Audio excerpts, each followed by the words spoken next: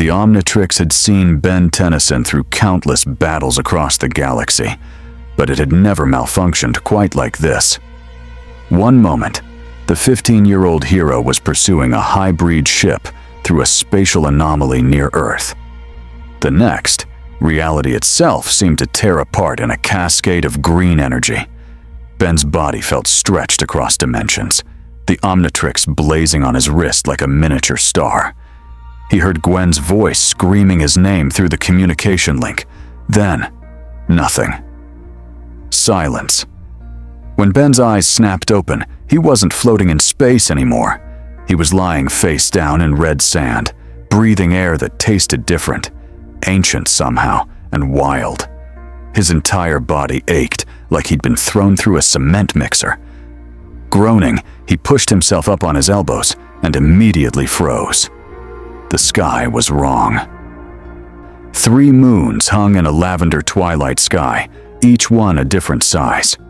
Jagged mountains rose in the distance, their peaks glowing with an eerie phosphorescence. Twisted trees with blood-red leaves dotted the landscape, and strange bird-like creatures with 6 wings circled overhead, crying out in haunting tones that made his skin prickle.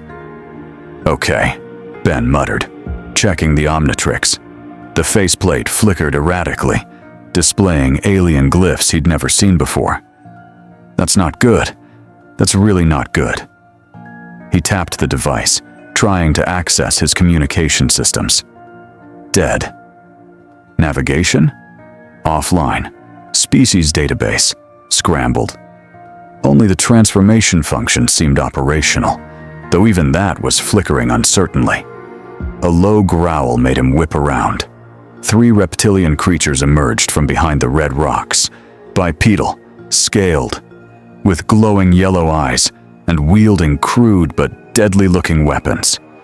They wore armor cobbled together from scavenged technology and animal hides.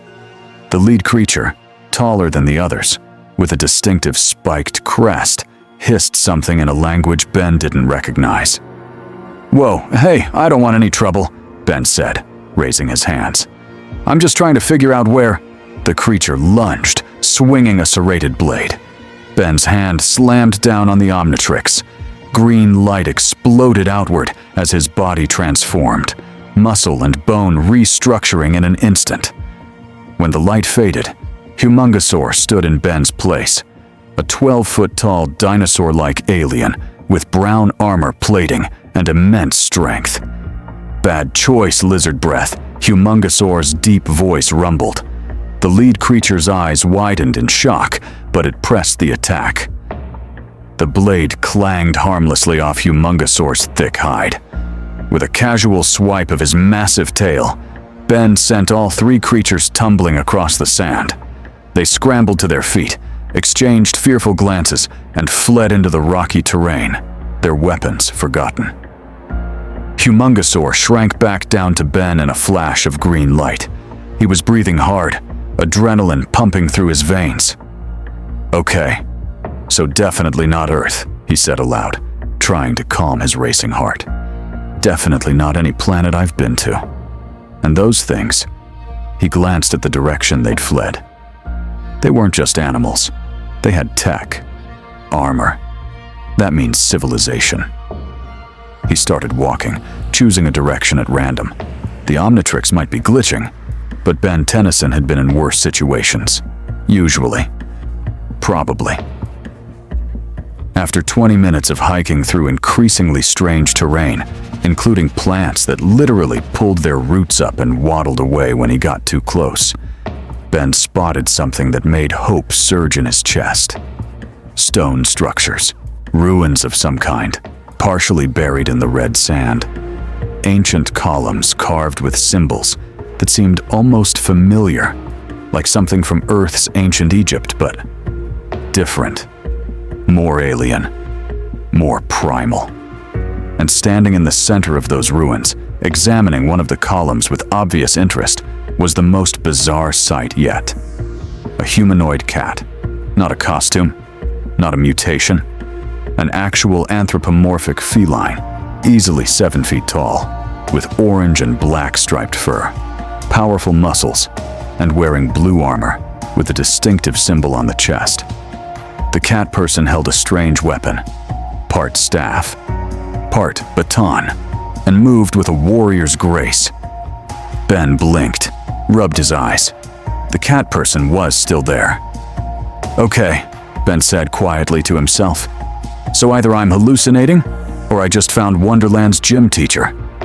The cat person's ears twitched. His head snapped around, spotted Ben, and in one fluid motion, the warrior raised his weapon defensively. "Identify yourself, stranger," the cat person commanded, voice deep and authoritative. "Are you an ally of Mumm-Ra?" Ben raised his hands again, showing he was unarmed. "Mum? Who?" "Look, I'm lost. My tech is fried, and I have no idea where I am. My name's Ben Tennyson. I'm from Earth." The cat person's eyes narrowed suspiciously. "Earth? There is no realm called Earth in Third Earth's territories." "Third Earth?" Ben echoed. "Wait, what happened to First and Second Earth?" Before the warrior could answer, a thunderous roar split the air. Both of them turned toward the sound, and Ben's jaw dropped. Racing across the sand on some kind of futuristic vehicle was another cat person. This one female with distinctive cheetah-like spots and wearing golden armor. Behind her, the three reptilian creatures Ben had fought were in pursuit, now joined by at least a dozen more, all riding crude mechanical vehicles that belched black smoke. The female warrior's vehicle sparked and sputtered. It was damaged. "Tigra!" she shouted. "The mutants sabotaged the thunder tank! I need—" Her vehicle died completely. She leaped off gracefully as it crashed, landing in a fighting stance as the mutants surrounded her, weapons raised and hungry grins on their reptilian faces. Ben didn't hesitate. His hand hit the Omnitrix. "Going hero!" Green light erupted across the desert as Ben transformed. His body shifted, becoming sleek and aerodynamic, covered in black and blue armor with green circuit-like patterns. 4 insectoid wings sprouted from his back, vibrating at supersonic frequencies. "XLR-8!" Ben shouted, though the name came out in the high-pitched tones of a Kinoceleran. Before the mutants could even register what was happening, XLR-8 became a blue blur. He rocketed across the sand faster than the eye could follow, creating a small sonic boom in his wake. The mutants barely had time to raise their weapons before Ben was among them.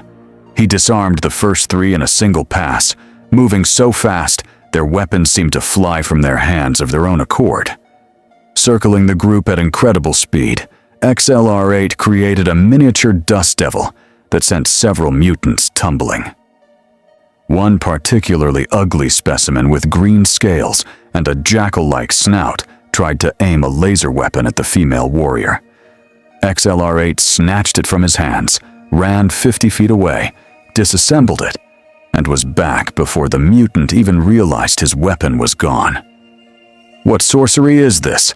The lead mutant, the same spiked one from before, snarled. "Not sorcery, dude," XLR-8 said, his voice rapid fire. "Just good old-fashioned alien powers. Now here's a tip. When someone's faster than you can see, maybe don't pick fights." The cheetah-spotted warrior didn't waste her opportunity. She launched herself into the fray with incredible speed of her own. Not as fast as XLR-8, but fast enough to be impressive. Her staff whirled in complex patterns, striking with precision. Within seconds, she disarmed 2 more mutants and sent them sprawling. Tigra. The tiger-striped warrior joined the battle. His baton extended into a longer staff, and he wielded it with masterful skill. More impressively, he seemed to vanish and reappear at will, some kind of invisibility or illusion power that left the mutants confused and disoriented. Together, the 3 of them made quick work of the mutant raiders. The reptilian creatures retreated to their vehicles, speeding away across the desert while hurling threats and promises of revenge. "The ThunderCats will regret this," the leader shouted.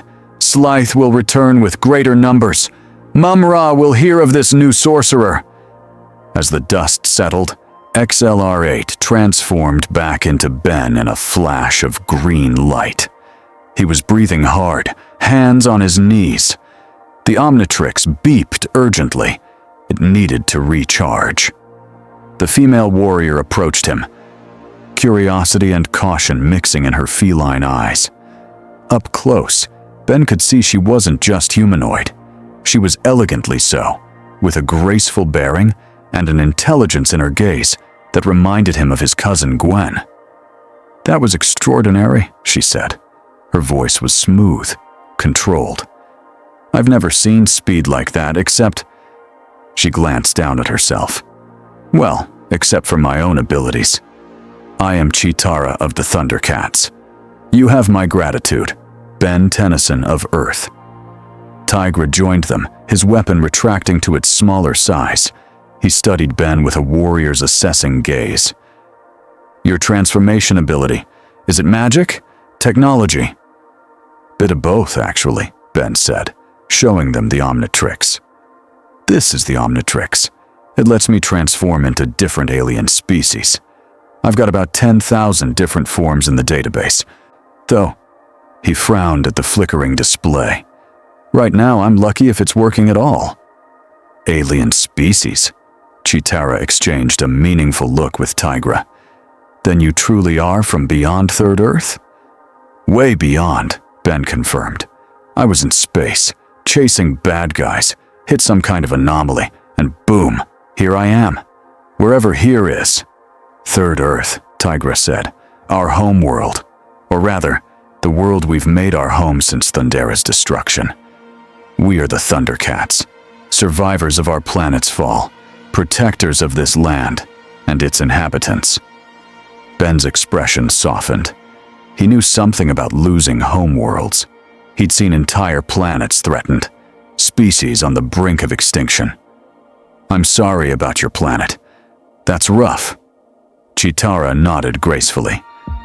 "We honor the past by protecting the future. But your arrival is unusual and concerning. The mutants you fought are servants of Mumm-Ra, the ever-living, an ancient evil sorcerer who seeks to destroy us and conquer all of Third Earth." "Great," Ben sighed, "because my day wasn't complicated enough. Look, I just want to fix my tech and get home. My cousin and grandpa are probably freaking out. But if there's some evil wizard threatening people..." He glanced at the Omnitrix. "I can't just ignore that. It's kind of what I do." "You're a warrior then?" Tigra asked, respect entering his tone. "Hero," Ben corrected. "There's a difference. Warriors fight. Heroes save people." A new voice, young and energetic, called out from the ruins. "Chitara, Tigra, we saw the dust cloud. Are you—" Two smaller cat people emerged, barely teenagers, with identical features suggesting twins. Both had orange and white fur and carried slingshots. They skidded to a halt when they saw Ben, their eyes going wide. "By Thundera," the male twin gasped. "What is that?" "I'm a human, thanks for asking," Ben said dryly. "And you are?" "Wily Kit," the female twin said, stepping forward boldly. "And this is my brother Wily Cat. We're ThunderCats too." She eyed Ben with open curiosity. "You can really turn into different creatures?" "Just did, actually," Ben confirmed. "Saved your friend from those mutant guys." Wily Cat's face lit up. "That is so cool. Can you turn into a giant? Or something that flies? Oh, what about something that breathes fire?" "Easy, kids," Tigra said, but there was amusement in his voice. "We need to return to Cat's Lair and inform Lion-O of this development." A warrior from beyond Third Earth with transformation abilities. He studied Ben carefully. This could change much. Chitara placed a gentle hand on Ben's shoulder. "Come with us. The Cat's Lair is our base, fortified, safe. We can offer you shelter while you attempt to repair your device, and perhaps She glanced at Tigra. Perhaps we can help each other. Ben considered it. He was stranded on an alien planet with no way home and limited power. These ThunderCats seemed like good people, protecting others, fighting evil, the whole hero deal. Plus, they'd mentioned advanced tech. Maybe their scientists could help him understand what was wrong with the Omnitrix. All right, he agreed. Take me to your leader. Wily Kit giggled. He's going to love this. As the group began walking toward the distant mountains, where Tigra said the cat's lair was located, Ben couldn't shake the feeling that his arrival here wasn't an accident. The Omnitrix had been acting strange before the anomaly hit, and that tear in space, it had felt almost deliberate, like something had pulled him through. Whatever was happening, Ben Tennyson was about to discover that Third Earth held secrets far stranger than he could imagine, and that his presence here might be exactly what both the ThunderCats and their enemies had been waiting for. The three moons rose higher in the alien sky, casting long shadows across the red desert. Somewhere in the darkness, ancient eyes watched and planned. The cat's lair rose from the mountainside like a massive stone sentinel, its architecture a blend of ancient Thunderian design and Third Earth fortification. Giant cat-head statues flanked the entrance, their eyes glowing with an inner light that Ben suspected was some kind of security system.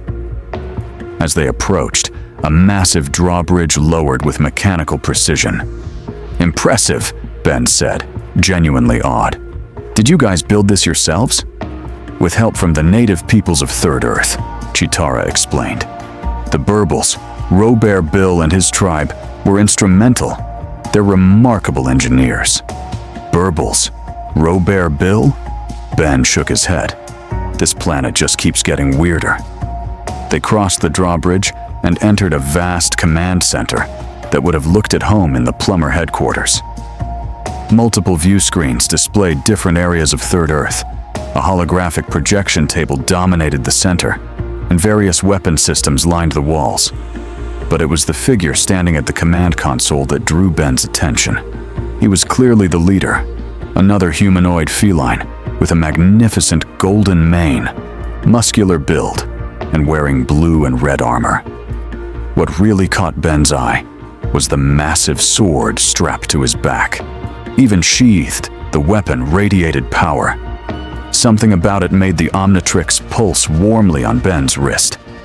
The lion warrior turned, his eyes widening as he saw Ben. Tigra, Cheetara, who is this human? His voice was commanding but curious, not hostile. I've never seen his like on Third Earth. Because I'm not from Third Earth, Ben said, stepping forward confidently. Ben Tennyson. Hero for hire. Well, more like hero for free, but that doesn't sound as cool. I'm from a planet called Earth in a different dimension or universe or something. Still working out the details. A new voice, gravelly and older, spoke from a doorway. Different universe? Fascinating. Also terrifying. A powerfully built panther humanoid emerged, gray-furred and wearing red and brown armor. His arms were thick with muscle, and he carried himself with the confidence of an experienced warrior. Panthro, chief engineer and warrior. If you're from another universe, kid, that raises about 1,000 questions. And I've got 1,000 answers, Ben replied. Well, maybe 500. Some of this is new to me, too. The lion warrior approached, extending his hand in a surprisingly human gesture. I am Lion-O, Lord of the ThunderCats. If you aided Cheetara and Tigra against the mutants, you have my thanks. He paused, studying Ben's face. You're young to be traveling between universes alone. I'm 15, Ben said, bristling slightly at the implication. I've been doing this hero thing since I was 10. Trust me, I can handle myself. Lion-O's expression softened. I meant no offense. I too became Lord of the ThunderCats at a young age. I understand the weight of responsibility on young shoulders. Something in Lion-O's tone, the understanding, the respect, made Ben relax. Yeah? Then you probably get why I can't just sit around while there's some evil wizard threatening people. Mumm-Ra is no mere wizard, a new voice interjected, thin and slightly whiny. A small, vaguely cat-like creature that looked more like a fluffy mammal waddled in. He's an ancient demon sorcerer with powers beyond comprehension. Oh, this is terrible. A stranger from beyond Third Earth? Mumm-Ra will see this as a threat. Or worse, an opportunity. Snarf, calm down, Lion-O said gently. This is Snarf. He worries, but he means well. Snarf, Snarf. Someone has to worry when you ThunderCats keep running toward danger. Snarf fretted, eyeing Ben suspiciously. What if he's a spy? What if Mumm-Ra sent him? If Mumm-Ra could summon warriors from other dimensions, we'd know about it, Panthro said pragmatically. He approached Ben, kneeling to examine the Omnitrix. That's some sophisticated tech. Mind if I take a look? Ben extended his arm. Be my guest. Fair warning though, it's glitching pretty badly. Something about passing through that anomaly scrambled its systems. Panthro produced a handheld scanner from his belt and ran it over the Omnitrix. His eyes widened. This is Lion-O, the energy signature coming from this device. It's similar to the Sword of Omens. Every ThunderCat in the room tensed. Lion-O's hand moved instinctively to his sword's hilt. Similar how? Lion-O asked carefully. Ancient, powerful, tied to forces beyond normal technology, Panthro said, still scanning. Kid, what exactly powers this thing? Ben hesitated. The Omnitrix's origins were complicated. Asmuth, the smartest being in 5 galaxies, had created it to promote peace and understanding by allowing beings to literally walk in each other's shoes. But its power source?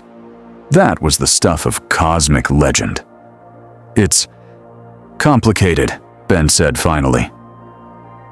But it's not evil, if that's what you're worried about. The Omnitrix was built to help people, to bridge gaps between different species. It samples DNA from sentient beings across the universe and stores it, allowing me to transform into them. Magic and science combined, Tigra mused, like the Sword of Omens itself. Lion-O drew his weapon, and Ben instinctively stepped back. But the Lion Warrior held it non-threateningly, showing it to him. The blade was magnificent, ornate, with an eye symbol set into the hilt that seemed to watch everything. The Sword of Omens, Lion-O said reverently. It was forged on Thundera, using both science and mysticism. It grants me sight beyond sight, allowing me to see truth and call my fellow ThunderCats when needed. More than a weapon, it's a symbol of justice and the strength of our people. The Omnitrix pulsed again, stronger this time. Ben felt a strange resonance between the two devices, like they recognized each other as kindred artifacts. That's actually really similar to the Omnitrix, Ben admitted. It's not just a weapon for me, it's a responsibility. Every transformation represents a living species, a people with their own culture and history. Using it means honoring that. Lion-O smiled, a warm expression that reached his eyes. Then we understand each other, Ben Tennyson. A weapon, or tool, is only as noble as the one who wields it. Before Ben could respond, alarms blared throughout the lair. Panthro rushed to the command console, his fingers flying across controls. Mutant raiding party, he announced grimly. Large force, heading toward the Burble village. They're calling for help. Are peaceful, Chitara said urgently. They can't defend against a full mutant assault. Lion-O was already moving toward the exit. ThunderCats, ho, we defend those who cannot defend themselves. Ben followed without hesitation. I'm coming too. Ben, your device is damaged, Panthro warned. If it fails mid-transformation, then I'll figure something out, Ben interrupted. That's kind of my thing. Besides, you said those burbles helped build this place. That means they're good people. Good people don't get to suffer, because some alien lizards want to cause trouble. Lion-O regarded him for a long moment, then nodded. Then welcome to the ThunderCats, Ben Tennyson. If only for today. We ride together. As they rushed to the Lair's vehicle bay, where sleek, advanced vehicles waited, Ben felt a surge of familiar excitement. This was what he did best, jumping into danger to help others. No plan, no backup, just faith in his abilities and the courage to act. The ThunderCats might be from a different universe, but heroes were heroes everywhere. And if there was one thing Ben Tennyson understood, it was being a hero. The Thunder Tank roared across Third Earth's varied terrain, its massive wheels crushing obstacles as Panthro navigated with expert precision. Ben rode in the crew compartment alongside Tigra and the twins, while Lion-O and Chitara had taken the faster Thunderclaw vehicles to scout ahead. So these burbles, Ben said, bracing himself as the tank bounced over a rocky outcrop. What are they like? Imagine small robotic teddy bears, Wily Kit said with obvious affection. But not really robots. They're organic. Just mechanical looking? They're the sweetest beings on Third Earth. And Mumm-Ra's forces terrorize them constantly, Wily Cat added angrily. They're easy targets because they won't fight back. Ben's jaw tightened. He'd seen this pattern before. Bullies preying on the defenseless, tyrants crushing the innocent. It never got easier to witness, and it always made his blood boil. The Omnitrix beeped, and Ben glanced down. The faceplate was stabilizing slightly, showing clearer alien silhouettes. Still not perfect, but better than before. Maybe being around the Sword of Omens' similar energy signature was helping somehow. Heads up, Panthro shouted from the driver's seat. Visual on the village. Through the forward viewport, Ben saw a cluster of small wooden structures nestled in a valley. They were surprisingly advanced. Geodesic domes, water wheels, solar panels made from what looked like polished crystals. But what drew his attention were the creatures Wily Kit had described. Burbles. They looked exactly like robotic teddy bears, maybe 3 feet tall, with cylindrical bodies, gentle faces, and articulated limbs. Dozens of them were fleeing from a group of mutants who had surrounded the village with crude vehicles and energy weapons. And leading the mutants was a massive reptilian figure Ben hadn't seen before, easily 8 feet tall, covered in purple and red scales, wearing spiked armor. He wielded a staff crackling with dark energy. That's Slythe, Tigra said darkly, commander of the mutants, and one of Mumm-Ra's most loyal servants. He's cunning, ruthless, and stronger than he looks. The Thunder Tank skidded to a stop, its side panels opening to reveal weapon systems. Lion-O and Chitara arrived simultaneously on their vehicles, leaping off in battle-ready stances. Mutants! Lion-O's voice rang across the valley with authority. Leave the burbles in peace and withdraw, or face the ThunderCats. Slythe turned, his serpentine face splitting in a cruel grin. Lion-O, how predictable. You ThunderCats always arrive to interfere with our work. His gaze fixed on Ben, and his eyes narrowed. And what is this? A new ThunderCat? Or perhaps a snack? Neither, Ben said, stepping forward. I'm the guy who's about to make your day really complicated. His hand slammed down on the Omnitrix. Green light exploded outward, and Ben felt his body transform.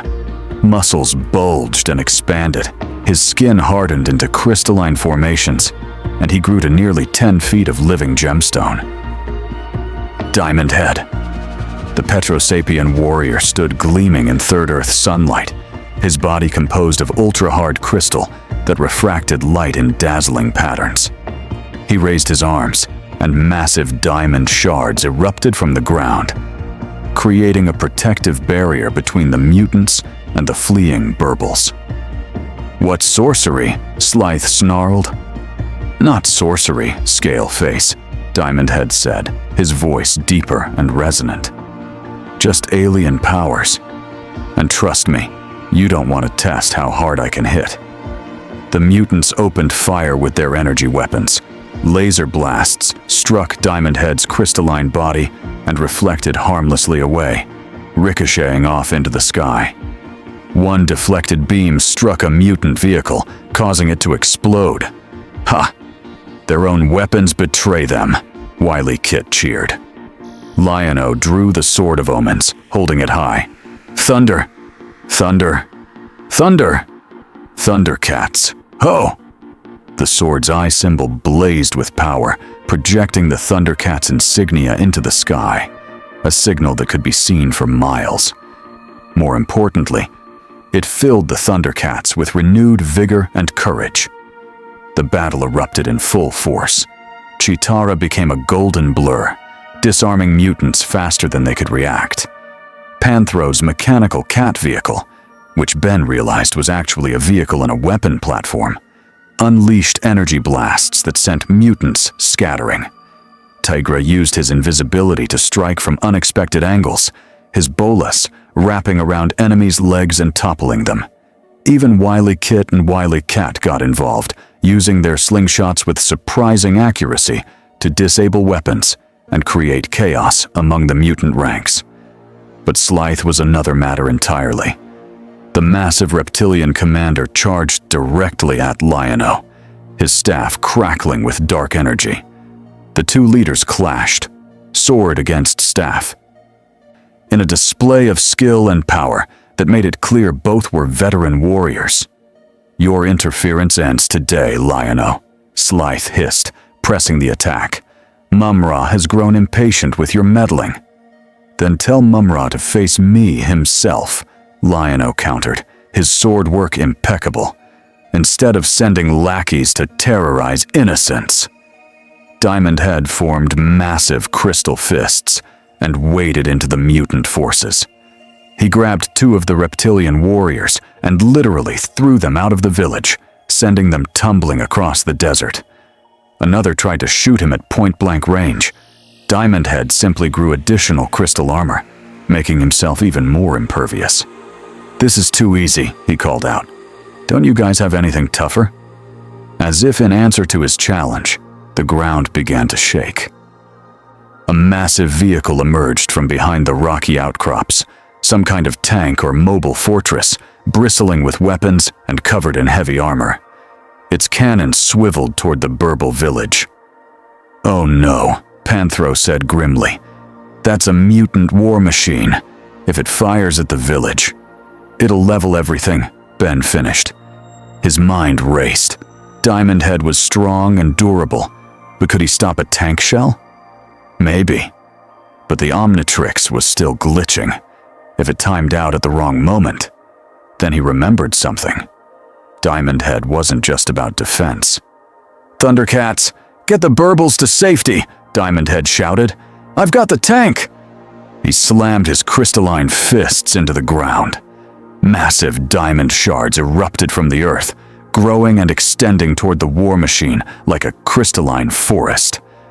The mutants inside fired their cannon, but Diamond Head had already created a wall of ultra-dense crystal between them and the village. The shell struck the crystal wall and exploded, but the wall held. Diamond Head pushed harder, extending his crystal creations under the war machine itself. Suddenly, massive diamond spikes erupted beneath the vehicle, lifting it completely off the ground. The tank's treads spun uselessly in the air. "Nobody threatens innocent people on my watch," Diamond Head declared.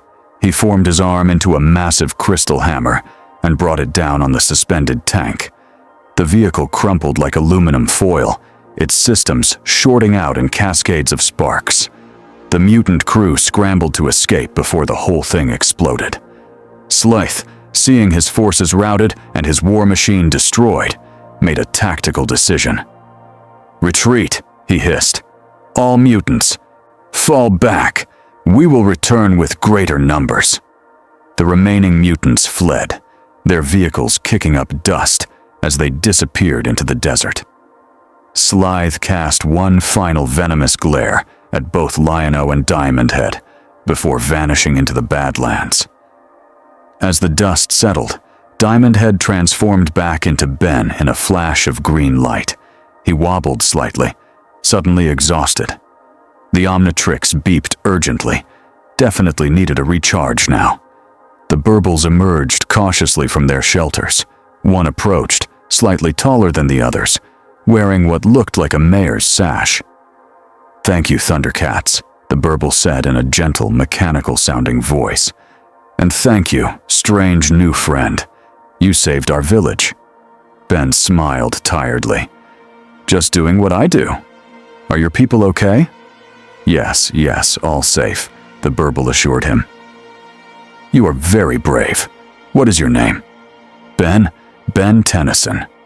"Then the Burbles will remember Ben Tennyson," the mayor said warmly. "You will always have friends in our village." Lion-O approached, placing a hand on Ben's shoulder. "That was exceptional work. Your powers, they're unlike anything I've seen." "And that was just one alien form," Ben said. "I've got plenty more where that came from. Though right now, I need to let the Omnitrix recharge." He looked serious. "That Slythe guy said he'd be back with more forces, and he mentioned Mumm-Ra like he was reporting to him directly." Panthro nodded grimly. This attack was too organized. Usually the mutants raid in smaller groups. A full assault with a war machine? Mumm-Ra is planning something. "Perhaps he's heard of our new ally," Tigra suggested, looking at Ben. "A warrior from beyond Third Earth with transformation abilities. That would concern him." Chitara's eyes widened with realization. "Or excite him. Mumm-Ra collects power. If he thinks he can harness or steal Ben's abilities, then I just became target number 1, Ben finished. "Great. Well, I've been there before. Usually works out." He paused. "Usually." Lion-O's expression was determined. "Then we make a stand together. You helped us, Ben Tennyson. Now the ThunderCats will help you. We'll find a way to repair your Omnitrix and return you home. But until then, you have our protection and our friendship." Ben felt a swell of gratitude. He'd been stranded on an alien world, but he'd found allies. No, friends. Real heroes who understood what it meant to fight for others. "Thanks, Lion-O. And hey, if we're going to be working together," Ben grinned, "maybe you guys can teach me some of those ThunderCat moves, because that invisible thing Tigra does, that's seriously cool." The ThunderCats laughed, the tension of battle easing. But as they helped the Burbles repair their village and prepared to return to Cat's lair, none of them noticed the shadow moving across one of the 3 moons. In his pyramid fortress, Mumm-Ra, the ever-living, watched through his mystical cauldron, his desiccated face twisted in a grotesque smile. "A warrior from beyond Third Earth," he rasped, "with powers I have never seen. Yes, he will be mine. The Omnitrix will be mine. And with it, I will finally destroy the ThunderCats and conquer all of Third Earth." Ancient evil laughter echoed through the pyramid as dark plans took shape. Night had fallen over Cat's lair by the time the ThunderCats and Ben returned from the Burble village. The 3 moons cast an eerie light through the lair's windows as the team gathered in the command center for a debriefing. Ben sat at the holographic table, watching Panthro pull up tactical displays of Third Earth. The engineer had offered him some kind of energy drink that tasted like exotic fruit mixed with motor oil, but it was working. Ben felt his exhaustion fading. "So let me get this straight," Ben said, studying the holographic map. "Mumm-Ra lives in that pyramid?" He pointed to a sinister structure in the desert, surrounded by what looked like graveyards and twisted vegetation. The Black Pyramid, Lion-O confirmed. It's protected by dark magic and ancient technology. We've attempted to infiltrate it before, but Mumm-Ra's power is greatest there. He draws strength from the ancient spirits of evil. 4 demon entities who grant him power. Demons and spirits, Ben muttered. Why is it always magic? Give me alien technology any day. At least that makes sense. Your Omnitrix seems to blur the line between the two, Tigra observed. He'd been studying Ben's device with fascination all evening. It transforms your very DNA, restructures your body at the molecular level. Yet it also contains what Panthro describes as a mystical energy signature. Perhaps magic and science are not so different. Chitara brought Ben a plate of food, something that looked like roasted meat and alien vegetables. You need to eat. Transformation takes energy from your body, doesn't it? Yeah, Ben admitted, digging in gratefully. The Omnitrix has built-in safeties to prevent me from transforming too many times in a row, but each transformation still takes something out of me. He paused. Your world's food is pretty good, by the way. Snarf, snarf! Of course it is! The small creature had been hovering nearby, initially suspicious, but gradually warming to Ben. I prepared it myself. Can't have warriors fighting on empty stomachs. Wily Kit and Wily Cat were sprawled on the floor nearby, clearly exhausted, but buzzing with excitement. Ben, can you really turn into 10,000 different aliens? Wily Cat asked, for probably the 5th time. Yep, Ben confirmed, though I usually stick to about 10 or 20 that I know really well. Today you saw XLR8 and Diamond Head. I've got forms that can fly, breathe fire, control electricity, turn into pure energy. Pretty much anything you can imagine. Could you turn into a ThunderCat? Wily Kit wondered aloud. The room fell silent. Everyone looked at Ben, then at the Omnitrix. That's actually a good question, Ben said slowly. The Omnitrix scans DNA from sentient species. Technically, if I scanned one of you. He trailed off, noticing Lion-O's uncomfortable expression. That would feel invasive, Lion-O said carefully. To have your very essence copied and stored? Ben nodded, understanding immediately. Yeah, I get it. I don't scan people without permission. It's a respect thing. Besides, the Omnitrix is still glitching.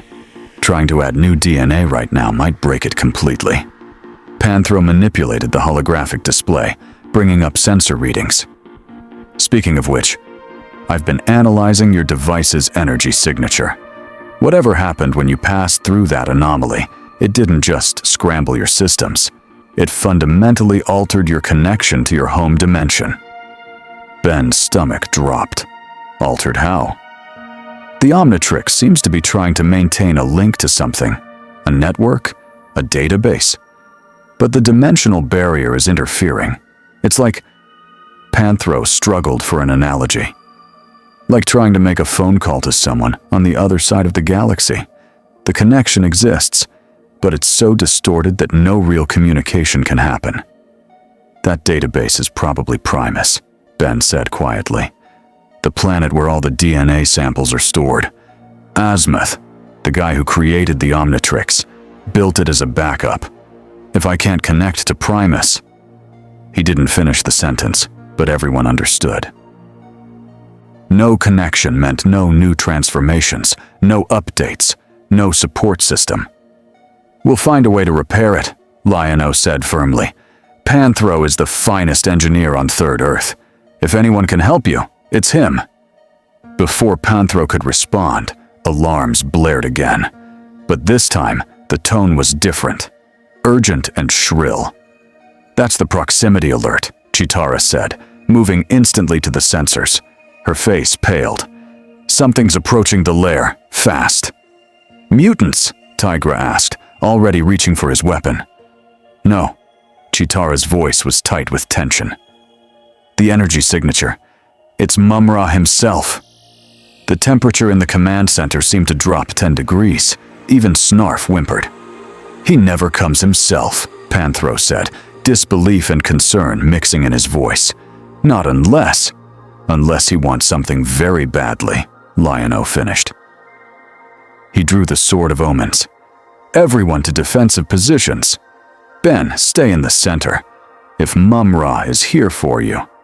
"Then he's going to be disappointed," Ben said, standing up. The Omnitrix had recharged enough for a few transformations. "I don't care how powerful he is. I've faced down alien warlords, interdimensional demons, and a psychotic 10-year-old with reality-warping powers. One evil sorcerer doesn't scare me." "It should," a new voice said. Everyone spun toward the main viewport. A figure stood outside, suspended in midair, surrounded by crackling dark energy. He was humanoid, but clearly not human. Wrapped in tattered red bandages, hunched and ancient-looking, with glowing red eyes that burned with malevolent intelligence. But even as they watched, the figure transformed. The bandages fell away, revealing a muscular form clad in spiked armor, holding a staff that pulsed with dark power. The transformation was horrifying and magnificent, from decrepit corpse to powerful demon in seconds. "Mumm-Ra, the ever-living!" Lion-O shouted, holding the Sword of Omens defensively. "You dare attack Cat's lair directly?" "Attack?" Mumm-Ra's voice was like grinding stone. "I come to negotiate." That single word sent shockwaves through the room. Mumm-Ra never negotiated. He conquered, destroyed, enslaved, but he never talked terms. "What do you want?" Ben called out, stepping forward despite Lion-O's restraining hand. Mumm-Ra's burning gaze fixed on Ben, and the Omnitrix reacted strangely, not with its usual pulse, but with a sensation Ben had never felt before. Fear. The device seemed to recognize Mumm-Ra as a genuine threat. "I want what you possess, young one," Mumm-Ra said. "That device on your wrist, it contains power beyond this world, power that even the ancient spirits of evil find intriguing." "Yeah, well, it's not for sale," Ben shot back, "or trade, or any kind of deal you're thinking about. So you can transform back into your mummy form and crawl back to your pyramid." Mumm-Ra smiled, and it was not a pleasant sight. "Bold words. Let me make you an offer, one I make only once. Give me the Omnitrix, and I will spare the ThunderCats. I will open a portal to your dimension, send you home, and leave this world in peace. Refuse." The dark energy around him intensified. "And I will take it by force. After I've reduced Cat's lair to rubble and scattered the ThunderCats' ashes across Third Earth." "You would break your word before the deal was complete," Tigra said coldly. "We know you, Mumm-Ra. Deals with demons lead only to betrayal." "Perhaps," Mumm-Ra acknowledged. "But consider this, young alien. If I truly wished to destroy you all right now, I would have. The ancient spirits of evil have granted me power enough to level this fortress. But I am curious. Your Omnitrix speaks to forces beyond even my understanding. So I offer choice. Surrender it willingly and go home, or fight and lose everything." Ben's mind raced. Every hero instinct he had screamed that Mumm-Ra was lying, that any deal would end in disaster. But there was something else, a calculation in Mumm-Ra's eyes that suggested he was genuinely uncertain. The sorcerer wasn't sure he could take the Omnitrix by force. "You're scared," Ben said suddenly, realization dawning. "You're scared of what the Omnitrix might do if you try to take it. That's why you're offering deals instead of just attacking." Mumm-Ra's expression darkened. "I fear nothing." "Then why are you talking instead of fighting?" Ben pressed. "I've met enough villains to know when they're bluffing. You want the Omnitrix, but you know it might destroy you if you try to take it while I'm wearing it. The device has defenses, anti-tampering protocols. If you try to remove it by force, it could explode, teleport away, or worse." The silence that followed confirmed Ben's theory. Lion-O moved to stand beside Ben, sword raised. "Then hear this, Mumm-Ra. Ben Tennyson is under the protection of the ThunderCats. If you want his device, you'll have to go through all of us." One by one, the other ThunderCats joined them. Cheetara, Panthro, Tigra, even Willy-Kit and Willy-Cat, with their slingshots ready. They formed a wall of defiance between Ben and the demon sorcerer. "We stand together," Cheetara said firmly. Mumm-Ra's eyes blazed with fury. "So be it. You choose destruction over wisdom. When next we meet, there will be no mercy, no offers. I will tear down your precious lair stone by stone, and I will claim what should be mine." Dark energy exploded around him, and he vanished in a flash of crimson light, leaving only the echo of ancient laughter. As the tension drained from the room, Ben let out a breath he didn't know he'd been holding. "Well," he said shakily, "that was intense. Thanks for having my back." Lion-O placed a hand on his shoulder. "We protect our own." "You're a ThunderCat now, Ben, whether you wear our symbol or not." "Snarf, Snarf! But this is terrible!" Snarf wailed. "Mumm-Ra will come back with everything he has. How can we possibly survive?" "Same way we always do," Panthro said grimly. "We fight, we adapt, we win." Ben looked at the Omnitrix, then at his new allies. Mumm-Ra wanted this device because it represented power beyond Third Earth, beyond even magic. And yeah, that was terrifying. But it also meant Ben had something the villain needed, which meant leverage. "Mumm-Ra made a mistake," Ben said quietly. Everyone looked at him. "He showed his hand. He wants the Omnitrix, which means he'll come for it. We know he's coming. That means we can prepare." "Prepare how?" Wiley-Cat asked. Ben grinned, and for the first time since arriving on Third Earth, he felt like he was back in control. "We're going to do what I do best, turn the villain's plan against him. But I'm going to need your help, all your skills, and probably a lot of luck." Lion-O smiled back. "Then let's get to work. ThunderCats." "And Ben," Cheetara added. "ThunderCats and Ben," Lion-O corrected. "We have a sorcerer to outsmart." As the team gathered around the holographic table to plan, none of them noticed the small mystical probe that Mumm-Ra had left behind, hidden in the shadows, watching and listening to every word. The next 3 days were a whirlwind of preparation, training, and desperate planning. Ben discovered that living with the ThunderCats meant being constantly in motion. They trained from dawn to dusk, refining combat techniques, testing equipment, and preparing for the inevitable confrontation with Mumm-Ra. Ben stood in the lair's training arena, breathing hard after his 5th sparring match with Panthro. The engineer was pulling his punches. But even so, Ben had learned quickly that ThunderCats were no joke in hand-to-hand combat. "You rely too much on the Omnitrix," Panthro observed, tossing Ben a water container. "What happens if it times out in the middle of a fight?" "I improvise," Ben said between gulps. "It's kind of my specialty." "Improvisation is good. Training is better." Panthro demonstrated a defensive stance. "Try again. This time, focus on reading my movements, not just reacting to them." They sparred for another hour, and slowly, Ben began to understand what Panthro was teaching. It wasn't about matching the ThunderCats' strength. It was about using momentum, leverage, and anticipation. By the time they finished, Ben had actually managed to throw Panthro once, though he suspected the engineer had let him. Meanwhile, in the tech lab, the Omnitrix sat on an analysis table surrounded by diagnostic equipment. Panthro had been working tirelessly to understand its systems, but even with his genius-level intellect, the device remained largely mysterious. "It's alive," Panthro said during one session, startling everyone. "Not sentient, but alive. It learns, adapts, evolves. The more you use it, Ben, the more it customizes itself to you specifically." Asmuth, the creator, designed it that way, Ben explained. It's supposed to grow with the user, understand their needs, protect them. That's why it won't let anyone else use it. It's bonded to my DNA.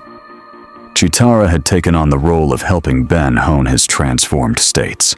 In the vast training grounds outside Cat's lair, Ben cycled through his alien forms, while she observed, taking notes on their strengths and limitations. Your speed form, XLR8, is impressive, but not as fast as my natural abilities, she noted. However, you have better maneuverability and can sustain it longer. Interesting trade-off. Ben transformed into Wild Mutt, a beast-like alien with no eyes, but incredibly enhanced senses. He tracked Chitara purely by sound and smell as she moved through an obstacle course. No sight, but you're compensating beautifully, she called out. How many senses does this form have? Enhanced hearing, smell, and something like sonar. Wild Mutt's voice came out as guttural barks that somehow formed words. Probably my best tracker form. They tested Heat Blast next, a living flame alien made of molten rock who could generate and manipulate fire. The demonstration quickly had to be moved away from anything flammable. By Thundera! Wily Kid exclaimed as Heat Blast created a massive fireball. You could fight Mumm-Ra's magic with that. Maybe, Heat Blast said, his body crackling with heat. But fire isn't great against all enemies. Some of my forms are more situational than others. Tigra worked with Ben on strategy and tactics. The Tiger Warrior's expertise in illusions and misdirection fascinated Ben, and he began to see how his transformations could be used more creatively. You think like a fighter, Tigra observed during one session. Direct confrontation, overpower the enemy. But what about using your abilities indirectly? Misdirection, deception, creating opportunities. Like using Ghost Freak to scare enemies? Ben suggested. He'd been hesitant to demonstrate that particular transformation. Ghost Freak's ectoneurite DNA came with complications. But for training purposes, it proved invaluable. When Ben transformed into the ghostly alien, capable of becoming intangible and invisible, even Tigra was impressed. Now that, Tigra said, is an infiltration specialist's dream. You could walk through walls, spy on enemies, create fear and confusion. But it was Lion-O who taught Ben the most important lesson. They stood together on Cat's lair's observation deck, watching Third Earth's sunset paint the sky in alien colors. Lion-O held the Sword of Omens reverently. Power is a responsibility, Lion-O said quietly. The Sword of Omens chose me, but that choice came with a burden. Every decision I make affects not just myself, but everyone who depends on me. The same is true for your Omnitrix. Yeah, Ben said, feeling the weight of the device on his wrist. I've learned that the hard way. There have been times I've made bad choices, used the wrong alien, or acted without thinking. People got hurt because of my mistakes. Then you understand, Lion-O replied. Power without wisdom is just destruction waiting to happen, but wisdom without power is helpless against evil. We need both, balanced in perfect measure. How do you do it? Ben asked. How do you always make the right call? Lead your team, protect people, and still sleep at night? Lion-O smiled sadly. I don't always make the right call. I've made mistakes that cost lives, decisions that haunt me. But I keep trying, keep learning, and most importantly, I trust my team. No leader stands alone, Ben. The ThunderCats' strength isn't in any one of us, it's in all of us together. Before Ben could respond, alarms shattered the peaceful moment. They rushed to the command center where Panthro was already at the sensors, his face grim. Multiple energy signatures approaching from the desert, he announced. Mutant forces, but... He paused, studying the readings. There's something else. Powerful magical energy, moving with them. "Mumm-Ra," Lion-O said immediately. "He's making his move." "It gets worse," Cheetara added, pulling up tactical displays. "He's not just attacking us. There are simultaneous raids happening across Third Earth. The Burble villages, the Warrior Maidens' territory, even the Woolos's caves. He's forcing us to split our forces." Ben's fists clenched. Classic villain move. Attack everywhere at once, so we can't defend anything effectively. He's betting we'll try to protect everyone and spread ourselves too thin. "Which is exactly what we must do," Lion-O said firmly. "We cannot abandon those who depend on us." "But that leaves Cat's lair vulnerable," Tigra pointed out. "And if Mumm-Ra's true goal is the Omnitrix, then he'll come here," Ben finished, "to where I am." He looked at Lion-O. "You need to split up, defend the villages. I'll stay here with whoever you can spare. When Mumm-Ra shows up, I'll handle him." "Absolutely not," Panthro said immediately. "You're 15, kid.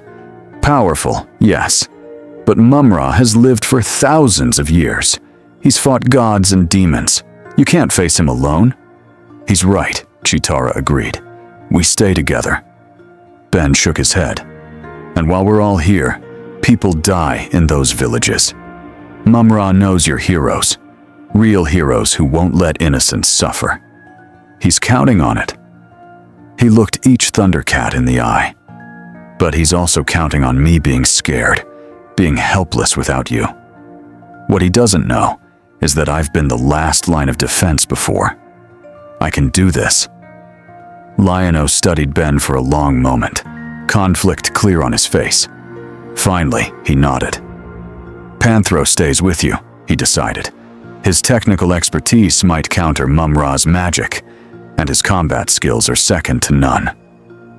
The rest of us divide into teams and defend the villages. We coordinate through communication and strike fast. With luck, we continue 9-1. PM orchestrated narrative continuation with pacing and climactic buildup. 46X said the user wants me to continue with the full story. I'm at section 6 and need to continue through section 10, then provide a conclusion. Let me continue with the narrative flow, maintaining the action and character development while building toward the climax. I should. And if he attacks while you're separated? Snarf worried. Then Ben and I hold the line until reinforcements arrive, Panthro said, placing a massive hand on Ben's shoulder. Right, kid? Right, Ben confirmed, trying to sound more confident than he felt. The ThunderCats mobilized with practiced efficiency. Cheetara and Tigra took the Thunderclaw vehicles toward the Warrior Maidens' territory. Lion-O, Wily Kit, and Wily Cat headed for the Burble villages in the Thunder Tank. Within minutes, Cat's lair was quiet except for Ben, Panthro, and a very nervous Snarf. This is a terrible idea, Snarf muttered, pacing. Snarf, Snarf! We should have all stayed together. They're doing what heroes do, Ben said, watching the tactical displays as his friends raced toward danger. Protecting people, even when it's risky. That's what makes them ThunderCats. Panthro activated the lair's defensive systems. Energy shields, automated weapons, sensor grids. We make our stand here. If Mumm-Ra wants you, he'll have to come through me first. Ben looked at the Omnitrix, making sure it was fully charged. He'd been practicing quick transformations, cycling through his forms to get a feel for which would work best against magic. Panthro, Ben said quietly, if things go bad, if Mumm-Ra is about to take the Omnitrix, there's a self-destruct function. It would destroy the device and probably take out everything in a half-mile radius. Panthro's eyes widened. You'd do that? Destroy your way home to keep it from him? The Omnitrix can't fall into the wrong hands, Ben said firmly. Azimuth built in that failsafe for a reason. Some powers are too dangerous to let evil control. So, yeah, if it comes to that. He met Panthro's gaze. I'd rather die than let Mumm-Ra use this to hurt people. The engineer nodded slowly, respect clear in his expression. You really are a hero, Ben Tennyson. Not because of that device, but because of who you are. Before Ben could respond, every alarm in Cat's lair screamed at once. The main viewport shattered in an explosion of dark energy.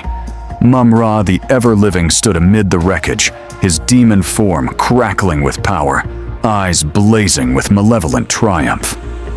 Your friends have abandoned you, young alien, Mumm-Ra said, his voice echoing with supernatural force. Now you face me alone. Surrender the Omnitrix, and I will make your death quick. Ben slammed his hand down on the Omnitrix. How about I make your defeat permanent instead? Green light flooded the command center as Ben transformed, ready for the fight of his life. 4 arms materialized in the command center. A 10-foot-tall Tetramont with 4 massive arms, red skin, and strength enough to lift a building. Ben wasted no time, charging at Mumm-Ra with a roar that shook the walls. The demon sorcerer raised his staff, and dark energy erupted in a wave. 4 arms crossed his multiple arms defensively, but the magic hit like a physical blow, sending him sliding backward across the metal floor. Impressive durability, Mumm-Ra observed, but strength alone will not save you. Good thing I've got more than strength. 4 arms lunged again, feinting with his upper arms, while his lower arms grabbed a piece of debris and hurled it at supernatural speed. Mumm-Ra disintegrated the projectile with a gesture, but it gave Panthro his opening. The engineer opened fire with the lair's defensive systems, energy cannons that lit up the command center with brilliant light. Mumm-Ra's shields flickered as he was forced to defend on multiple fronts. You dare, Cat? Mumm-Ra snarled, redirecting his attention to Panthro. I dare plenty, Panthro shot back, continuing his assault. Ben, keep him off balance. 4 arms grabbed the holographic table and, with all 4 hands, ripped it from the floor and swung it like a massive club. Mumm-Ra raised a barrier, but the sheer force of the impact cracked it. For just a moment, surprise flickered across the sorcerer's face. The boy has power, Mumm-Ra admitted, but let us see how he handles true magic. The demon began chanting in a language that predated civilization. Reality itself seemed to warp around him. Shadows came alive, reaching out with grasping claws. The temperature plummeted, frost forming on every surface. 4 arms felt his strength sapping, the shadows wrapping around his limbs like chains. Ben, transform! Panthro shouted, recognizing the spell. It feeds on physical mass. The Omnitrix understood before Ben did, automatically timing out in a flash of red light. Ben reverted to human form, and the shadows lost their grip. They'd been targeting 4 arms specifically, but Ben was already moving, slamming the Omnitrix dial again. Heat blast! Fire erupted through the command center as Ben transformed into the Pyronite. His molten rock body blazed with inner flame, and he immediately sent a wave of heat in all directions. The shadows recoiled, burned away by the light and warmth. Now we're talking. Heat Blast launched fireballs at Mumm-Ra, forcing the sorcerer to maintain his shields. Let's see your magic handle a living sun. Mumm-Ra's expression darkened. Ancient spirits of evil, grant me power beyond power. The demon's form expanded, growing larger and more terrible. His armor became living darkness, his staff transformed into a blade of pure entropy. Energy radiated from him in waves that made even Heat Blast's flames flicker. Oh, that's not good, Ben muttered. Mumm-Ra moved with shocking speed, closing the distance before Heat Blast could react.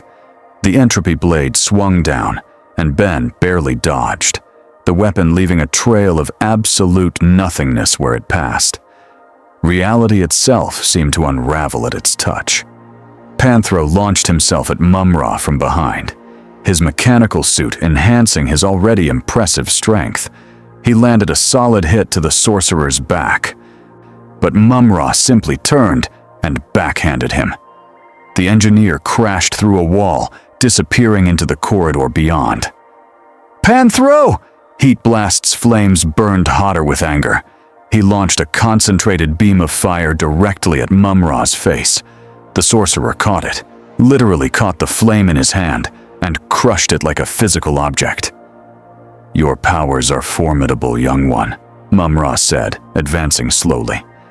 "But they are still just powers. I am eternal. I am inevitable. I am." "Really full of yourself?" Heat Blast interrupted. He was backing up, trying to buy time. The Omnitrix was still charged, but he needed to think. Fire wasn't working. Strength wasn't working. What would? Then he remembered Tigra's lessons. Direct confrontation wasn't the only way. Heat Blast transformed in a green flash, becoming Ghost Freak. The Ectonurite's ghostly form immediately went invisible and intangible, phasing through the floor. Mumm-Ra paused, his enhanced senses scanning the room. Hiding? How predictable. But you cannot hide from one who has lived since the dawn of darkness. The sorcerer's eyes blazed, and suddenly he was seeing through dimensions, perceiving Ghost Freak's invisible form. He raised his blade, and Ghost Freak came up through the floor directly beneath him, becoming tangible at the last second. Ghostly tendrils wrapped around Mumm-Ra's arms, and Ghost Freak's most terrifying ability activated. The Ectonurite's consciousness could possess other beings. For just a moment, Ghost Freak forced his way into Mumm-Ra's mind, and immediately recoiled in horror. The sorcerer's psyche was a nightmare landscape of millennia-old evil, tortured souls, and darkness so profound it made Ghost Freak's own sinister nature seem tame by comparison. "You dare enter my mind?" Mumm-Ra's voice shook the entire lair. Dark energy exploded outward, and Ghost Freak was violently expelled, thrown across the command center. He hit a wall hard enough to crack it, and automatically reverted to Ben, the Omnitrix flashing red. Time out. Ben groaned, struggling to his feet. Everything hurt. The Omnitrix needed to recharge, and Mumm-Ra was advancing, barely fazed by the possession attempt. "Clever," the sorcerer admitted. "Foolish, but clever. Now, I will take what I came for." Mumm-Ra raised his hand, and Ben felt an invisible force grab him, lifting him off the ground. He struggled, but it was like being caught in a vice. The sorcerer's other hand reached for the Omnitrix, dark magic wrapping around the device. "No!" Ben shouted, but his voice seemed small and weak. The Omnitrix sparked and crackled, its anti-tampering protocols activated, sending feedback through Mumm-Ra's magic. The sorcerer grunted in pain but didn't let go. "Your device resists," Mumm-Ra hissed. "But I will break it. I will!" A blast of energy struck Mumm-Ra from the side, breaking his concentration. Ben fell, gasping for air. Panthro emerged from the corridor, battered and bleeding from a gash on his forehead, but very much still in the fight. He was wielding some kind of experimental weapon. It crackled with unstable energy. "That's enough," Panthro roared. "You want the kid? You go through me first." He fired again, and this time Mumm-Ra had to abandon his attack on Ben to defend himself.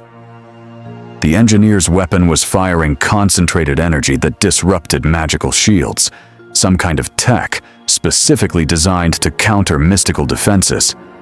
Ben used the opportunity to crawl toward cover, checking the Omnitrix, still recharging but closer. Just a few more seconds. Mumm-Ra and Panthro clashed, technology against magic in a battle that tore apart what remained of the command center. The engineer was skilled and determined, but even Ben could see he was outmatched. Mumm-Ra was simply too powerful, too experienced, too ancient. A dark energy bolt caught Panthro square in the chest. The engineer's armor sparked and failed. He collapsed, unconscious. "No more interruptions," Mumm-Ra said, turning back to Ben with terrible finality. Ben's mind raced. The Omnitrix was still recharging. Panthro was down. The other ThunderCats were across Third Earth, too far away to help in time. He was alone, powerless, facing a demon sorcerer who had lived for thousands of years. And then Ben realized something. He wasn't powerless. He'd never been powerless. The Omnitrix gave him incredible abilities, yes, but Ben Tennyson had been a hero before he ever found the device. His courage, his quick thinking, his refusal to give up. Those weren't from alien DNA. Those were all him. "You want the Omnitrix so badly?" Ben said, slowly getting to his feet. His body screamed in protest, but he stood anyway. "Then you're going to have to kill me to get it, because I'm not giving up. Not now, not ever. That's not what heroes do." Mumm-Ra actually laughed, a sound like grinding stone. "Admirable courage. Wasted, but admirable. Very well, young hero. If you insist on dying with your device, I shall grant your wish." The sorcerer raised his entropy blade, power gathering for a killing strike. And that's when the Sword of Omens began to sing. Both Ben and Mumm-Ra turned toward the sound. From the corridor where Panthro had been thrown, a red glow was building. The Sword of Omens, which Lion-O always carried, but had left in the armory for maintenance, was responding to something. To Ben's courage, to his heroism, to the pure determination of someone willing to die to protect others. The blade shot through the air like a missile, drawn by forces neither technology nor magic could fully explain. It stopped directly in front of Ben, hovering, offering itself. "The Sword of Omens chooses its wielders," Mumm-Ra whispered, and for the first time, there was genuine fear in his voice. "But it has never chosen an outsider, never chosen one not of ThunderCats." Ben's hand closed around the hilt. Power flooded through him, not alien transformation, but something else entirely. The sword recognized him as worthy, saw his heroic spirit, and granted him its strength. Ben's eyes blazed with the sword's energy as he raised it high. "Thunder! Thunder! ThunderCats, ho!"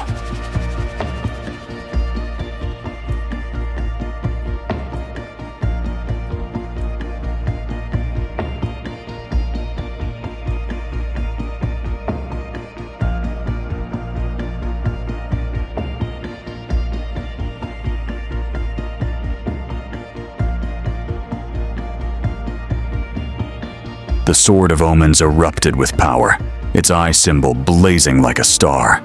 The ThunderCats insignia projected into the sky, visible for hundreds of miles, cutting through the night like a beacon of hope.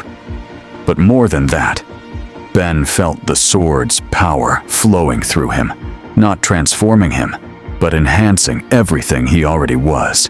His reflexes sharpened, his courage solidified into unbreakable resolve, and most importantly, he could see. "Sight beyond sight," Ben whispered, understanding flooding his mind. The sword was showing him things. Mumm-Ra's weaknesses, the flow of magical energy, the vulnerable points in the sorcerer's armor and spells. Mumm-Ra recovered from his shock and attacked with renewed fury. "The sword may accept you, boy, but you lack the training to wield it properly. You are still just—" Ben moved. Not with alien speed, but with the precision the sword granted.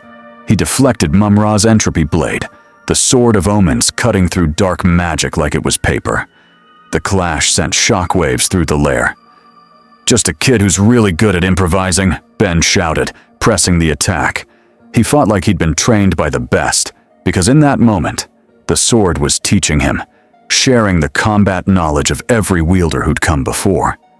Ben felt echoes of Lion-O's courage, Jaga's wisdom, and the strength of ancient Thunderian warriors flowing through his strikes. But he also fought like Ben Tennyson, unpredictable, creative, refusing to do what his enemy expected. He feinted high and struck low, used the environment to his advantage, and kept Mumm-Ra constantly off balance.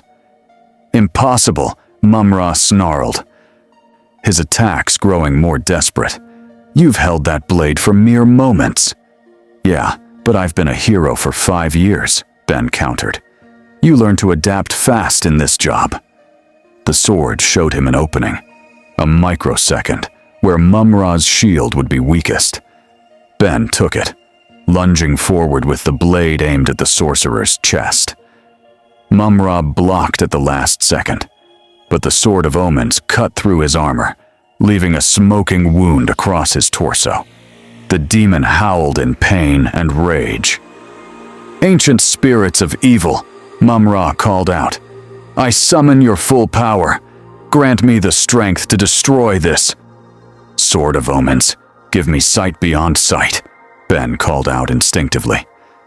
The sword's eye projected its vision, and Ben saw what Mumm-Ra was trying to hide. The sorcerer was weakening. Away from his black pyramid, without preparation and ritual, he'd expended too much power too quickly. The wound was draining him further. Mumm-Ra was losing, and the ancient demon knew it. "This isn't over, boy!" Mumm-Ra began to retreat, dark energy swirling around him. "The Sword of Omens may have chosen you, but you are not its true master, and the Omnitrix will still be mine." "Not happening!" Ben rushed forward, but Mumm-Ra was already teleporting. The sorcerer's final words echoed as he vanished. "The ancient spirits have seen you now, Ben Tennyson. They know your power, your potential, and your weaknesses. When next we meet, I will be prepared, and neither your transformations nor your borrowed sword will save you." The dark energy dissipated, leaving only scorched floor and the lingering scent of brimstone. Ben stood there, breathing hard, the Sword of Omens still blazing in his hand. Slowly, the power faded, and the sword became dormant. He carefully set it down and rushed to Panthro's side. "Panthro! Hey, come on, wake up!" The engineer groaned, his eyes flickering open. "Ben? Did you?" "We won," Ben said, relief flooding through him. "Or at least we didn't lose." Mumm-Ra retreated. Panthro's eyes widened as he saw the Sword of Omens lying nearby. The sword chose you. By Thundera, Lion-O is going to—" The roar of engines cut him off. The Thunder Tank and Thunderclaw vehicles came racing back, screeching to a halt outside the damaged lair. The ThunderCats rushed in, weapons ready, and froze at the sight before them. The command center was devastated. Walls cracked, equipment destroyed, scorch marks and ice formations competing for space. Panthro was wounded on the floor. Ben stood amid the wreckage, exhausted and bleeding from a dozen minor cuts, and the Sword of Omens lay at his feet, its eye still faintly glowing. "What happened here?" Lion-O demanded, rushing to Panthro's side while simultaneously staring at his sword. "Mumm-Ra attacked," Ben explained quickly. "We fought, but he was too strong. I was losing, and then—" He gestured to the sword. "It came to me. It chose me. I don't know why." Lion-O lifted the sword carefully, reverently. The blade hummed in his hands, returning to its rightful master. But something was different. The sword felt changed, like it had gained new knowledge. "The Sword of Omens has a will of its own," Lion-O said quietly, studying Ben with new eyes. "It recognizes courage, honor, and the willingness to sacrifice for others. It saw those qualities in you, Ben, just as I do." Chitara was already tending to Panthro's wounds, her medical expertise showing. "He'll be fine. Bruised ribs, some burns, but nothing permanent." "Snarf, get the medical kit." "Snarf! Snarf! Right away!" The small creature scurried off. Tigra examined the damage to the lair with a professional eye. "We'll need days to repair this. Mumm-Ra hit us hard." "But he failed," Wily Cat pointed out excitedly. "Ben drove him off. That's huge." "How did the village defenses go?" Ben asked, suddenly remembering the raids. "False alarms," Chitara said, confusion in her voice. "We reached the warrior maiden's territory, but there were no mutants. Just illusions. Mumm-Ra's magic making us think there were attacks." Lion-O's expression darkened. "He separated us deliberately. The raids were bait to leave Ben vulnerable." "But Ben wasn't vulnerable," Panthro said, wincing as Chitara wrapped his ribs. "He held the line, with a little help, but the kid's the real deal, Lion-O." Ben felt his cheeks flush. "I just did what needed doing. And honestly, if that sword hadn't shown up..." He didn't finish the sentence. They all knew how close he'd come to losing. Lion-O placed a hand on Ben's shoulder. "The Sword of Omens doesn't make mistakes. It came to you because you were worthy, not because you needed it to win, but because you'd already proven yourself by fighting when all seemed lost. That's what true courage is, Ben. Not the absence of fear, but action despite it." The Omnitrix beeped, finally fully recharged. Ben looked at it, then at the Sword of Omens, then at the ThunderCats gathered around him. "Mumm-Ra said something before he left," Ben said quietly. "He said the ancient spirits have seen me now, that they know my weaknesses. I think I just made this situation way worse." "Or way better," Tigra countered. "Mumm-Ra fears you now. He was forced to retreat, something that rarely happens. You've shown him that even without his pyramid's full power, even at his strongest, he can be opposed. But he'll come back more prepared," Panthro added grimly. "With knowledge of your abilities and the Omnitrix's capabilities. He'll study, plan, and adapt." "Then we do the same," Lion-O said firmly. "We prepare, we train, and we stand together. Ben, you've proven yourself a ThunderCat in spirit if not in name. Whatever comes next, we face it as allies, as friends." Wily Kit and Wily Cat high-fived simultaneously. "This is so cool. We have a shape-shifting alien ThunderCat." Despite the exhaustion and pain, Ben found himself smiling. He'd been thrown into an alien world, faced an ancient evil, and somehow ended up being chosen by a legendary sword. It was crazy, but it was also exactly the kind of adventure he lived for. "So what now?" Ben asked. Panthro struggled to his feet, waving off Chitara's protests. "Now? Now we repair the lair, analyze what happened, and prepare for round 2. Because this isn't over." "Not even close," Lion-O agreed. "Mumm-Ra has made Ben a priority target. That means we need to understand the Omnitrix better, find its vulnerabilities, and protect them. And we need to understand why the Sword of Omens chose you, Ben. There may be a deeper purpose at work here." Over the next several hours, the ThunderCats worked together to secure the lair and tend to wounds. Ben helped where he could, using Upgrade to temporarily fuse with and repair damaged systems. The galvanic mechamorph's ability to merge with technology impressed even Panthro. "If you could stay merged with our systems permanently, we'd have the most advanced base in Third Earth's history," the engineer mused. "Tempting, but I'd probably go crazy from boredom," Upgrade's electronic voice replied. "Plus, the Omnitrix has a timeout function for a reason. Extended transformations can be complicated." As dawn broke over Third Earth, casting 3 shadows from 3 moons, the ThunderCats and Ben gathered on the observation deck. The lair was functional again, if battered. Panthro's injuries were healing, and they were all alive. "Mumm-Ra will attack again," Lion-O said, looking out over the landscape. "But not immediately. He's wounded, weakened. He'll retreat to his pyramid, consult the ancient spirits, and devise a new strategy. How long do we have? Ben asked. Days, maybe a week if we're lucky. Chitara's enhanced senses were reading the magical currents in the air. But something's changed. The very atmosphere of Third Earth feels different since your arrival, Ben. Like reality is adjusting. Tigra nodded agreement. I feel it too. A tension, like the world is holding its breath. Ben looked at the Omnitrix, then at the distant black pyramid on the horizon. Mumm-Ra was out there, planning. The ancient spirits of evil knew about him now, and somehow he'd become central to a conflict that had raged long before he arrived. There's something else, Ben said slowly.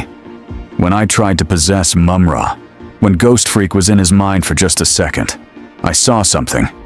A vision, maybe.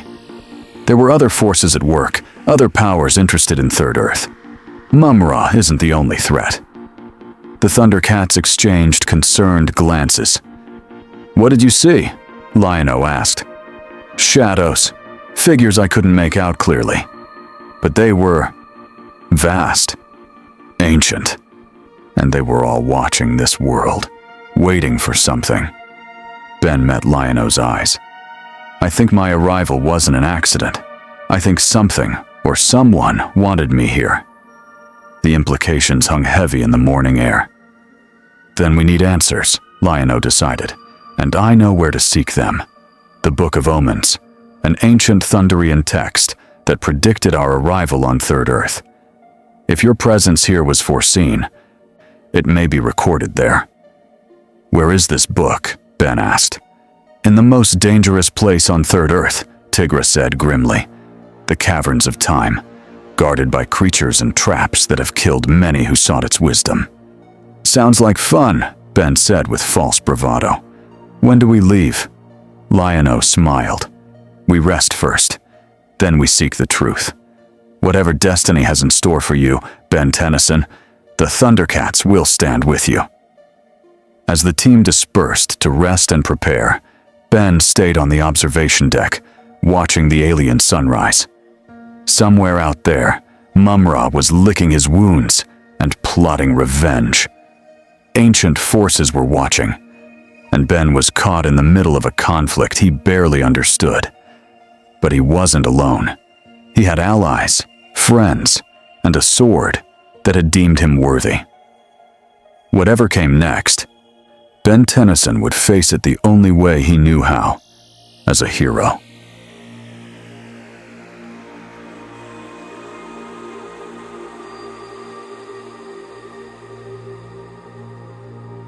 Three days later, the expedition set out for the Caverns of Time.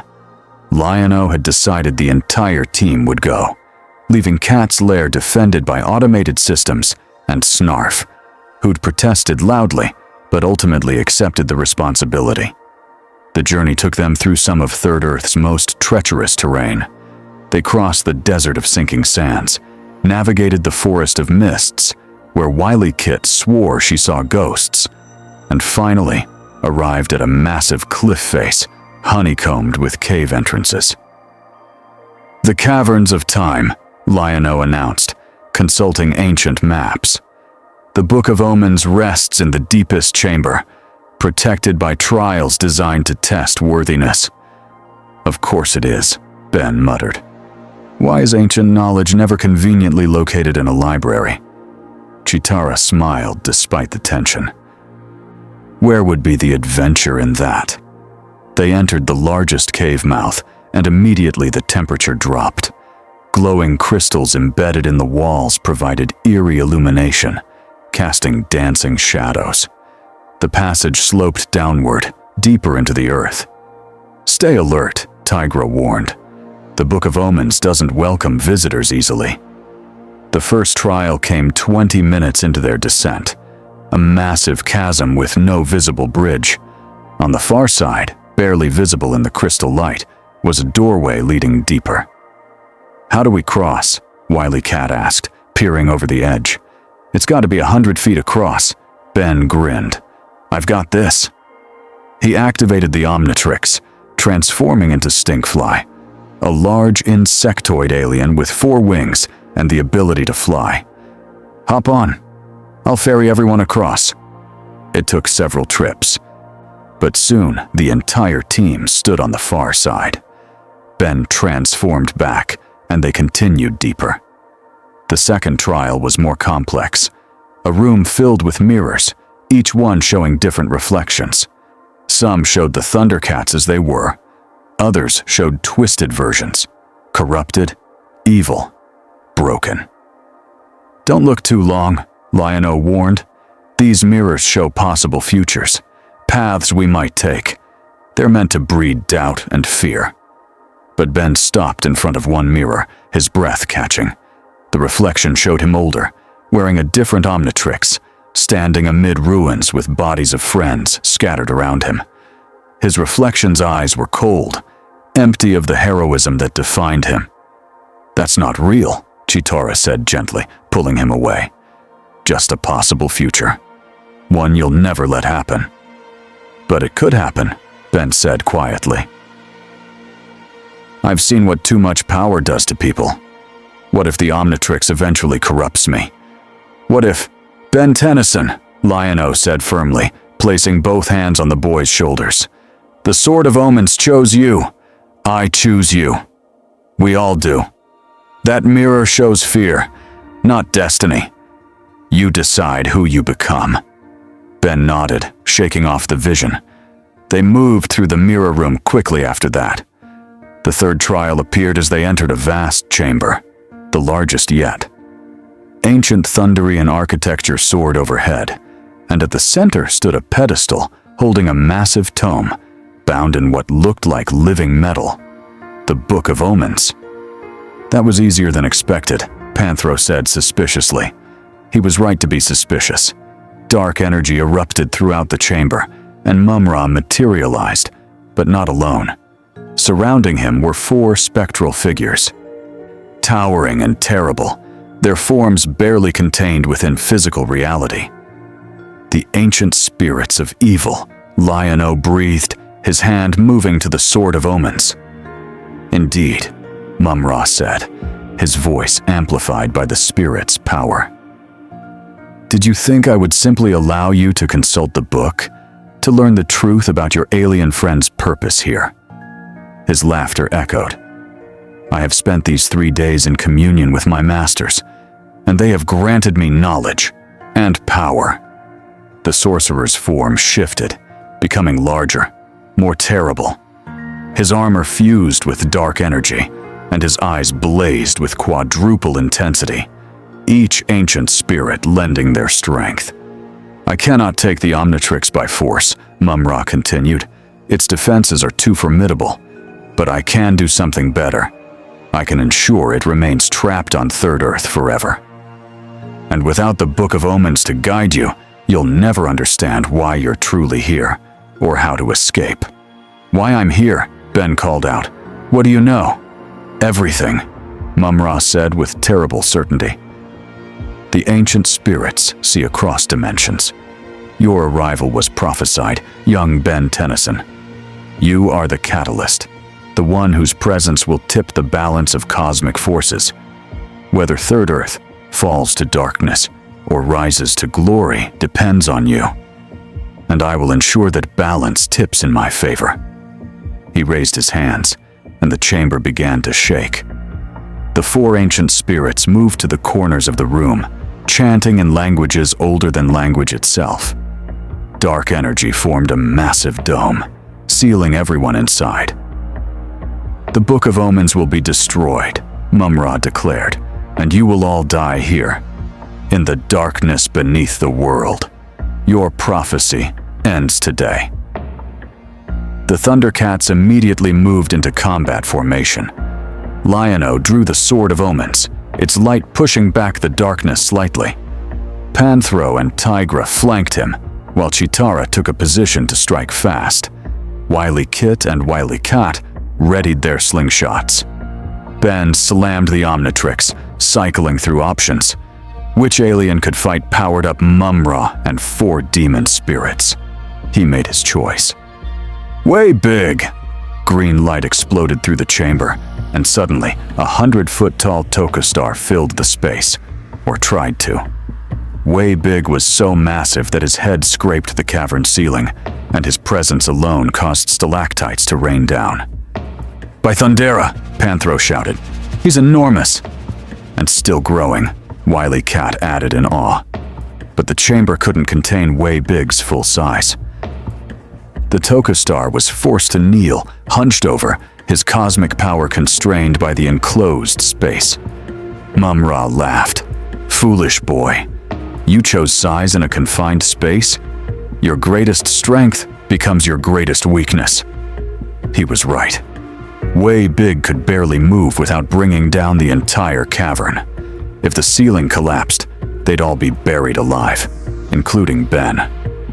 "Ben, transform into something else," Lion-O shouted. But Way Big's voice rumbled through the chamber. "No, I can do this. I just need to be creative." The Tokastar couldn't move his body effectively, but his cosmic powers didn't require movement. Way Big's eyes blazed, and he fired energy beams, not at Mumm-Ra, but at the ancient spirits anchoring the barrier. The demons shrieked as cosmic energy disrupted their connection to the physical world. The barrier flickered. Mumm-Ra snarled and sent a wave of dark magic at Way Big. The giant alien couldn't dodge in the confined space. The attack struck him full force, and he cried out in pain. But he didn't stop firing.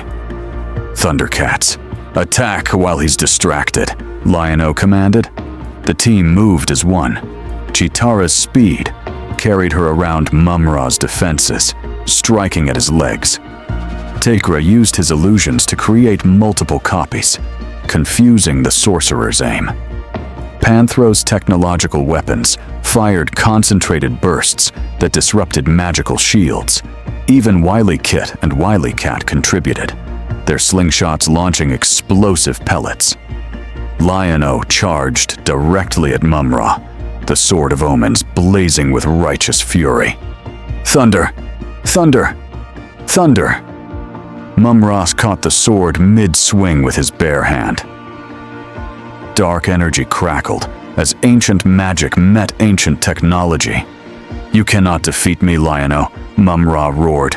"Not here, not now, not with the ancient spirits empowering me." "Maybe not," Lion-O growled, pushing against the sorcerer's grip. "But we don't have to defeat you, we just need to outlast you." Way Big continued firing at the ancient spirits, and now one of them was flickering, its connection weakening. Mumm-Ra felt the power drain and roared in frustration. He released Lion-O and turned his full attention to Way Big.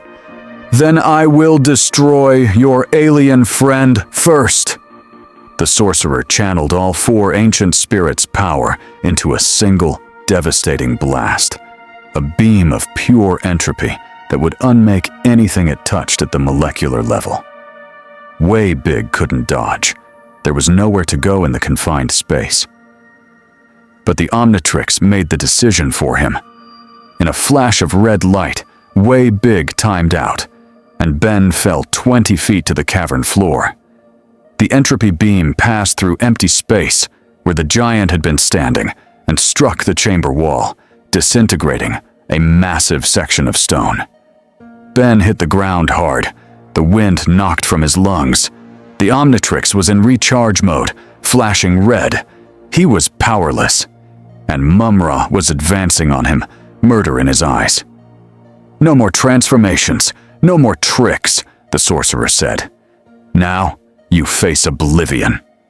Lion-O threw himself between them, sword raised. "You'll have to go through me." "Gladly," Mumm-Ra said, and attacked with renewed fury. The ThunderCats fought desperately, but Mumm-Ra, empowered by the ancient spirits, was simply too strong. Panthro was blasted aside. Chitara's speed couldn't overcome magical barriers. Tigra's illusions were dispelled instantly. Lion-O fought with everything he had, the Sword of Omens singing as it clashed with dark magic again and again. But even he was being driven back. Ben watched helplessly, his body screaming in pain, the Omnitrix still recharging. He'd failed. He'd chosen wrong, and now his friends were going to pay the price. Then he noticed something. The Book of Omens. In all the chaos, everyone had forgotten about it. The tome sat on its pedestal, untouched, glowing with a faint inner light. Ben forced himself to crawl toward it, every movement agony. Behind him he heard Lion-O cry out, as Mumm-Ra landed a devastating blow. Heard Chitara shouting warnings, heard the battle reaching its terrible climax. His hand touched the book, and everything changed. Knowledge flooded into Ben's mind, not just information, but understanding. He saw why he'd been brought to Third Earth, what the cosmic forces wanted, and most importantly, what he needed to do. The Omnitrix beeped, fully charged. Ben stood, the Book of Omens floating beside him, its pages turning of their own accord. Power radiated from both the ancient tome and the device on his wrist. Mumm-Ra, Ben's voice cut through the chaos. The sorcerer turned, saw Ben standing with the book, and his expression transformed into pure horror. No, the prophecy. You've accessed it. Yeah, Ben said, and his voice was steady despite the fear coursing through him. And now, I know what I have to do. He looked at the Omnitrix, at the specific transformation the book had shown him, a form he'd never used before, one he'd avoided because of its risks, but some risks had to be taken. Ben slammed his hand down on the Omnitrix dial. Going ultimate. 2 weeks had passed since the confrontation in the Caverns of Time.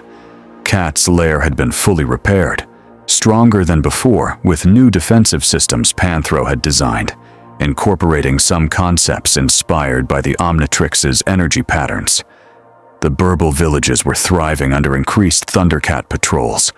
Even the mutants had been quiet, unusually so. Ben stood in the training arena, no longer the uncertain teenager who'd stumbled onto this world. Chitara circled him, her staff ready, and when she struck, Ben didn't transform. Instead, he used the hand-to-hand techniques Panthro had drilled into him, redirecting her momentum and nearly sweeping her legs. Better, she said, genuinely impressed. You're learning to trust yourself without the Omnitrix. Had a good, you need to see this, Panthro said. I've been analyzing the Omnitrix's energy signature since the cavern battle, and I've discovered something remarkable. They gathered in the command center, where holographic displays showed complex energy patterns. The Omnitrix isn't just adapting to Third Earth, Panthro explained. It's integrating with it. The device is forming connections to the mystical energy that permeates this world, the same energy that powers the Sword of Omens, the Book of Omens, and even Mumm-Ra's magic. Is that dangerous? Lion-O asked, concerned. On the contrary, Panthro said, it's advantageous. Ben, your transformations are now drawing from both technological and mystical sources. You've essentially gained a power boost specific to this universe. Ben looked at the Omnitrix with new understanding. So I'm getting stronger here. But what about getting home? Panthro's expression grew serious. That's where it gets complicated. The dimensional barrier that brought you here, it's not weakening. If anything, it's solidifying. It's almost as if something wants me to stay, Ben finished quietly. Tigra entered, his expression urgent. We have a situation. The Sword of Omens is detecting something. Multiple energy signatures approaching Third Earth from space. Not Mumm-Ra, not mutants. Something entirely new. Everyone rushed to the observation deck.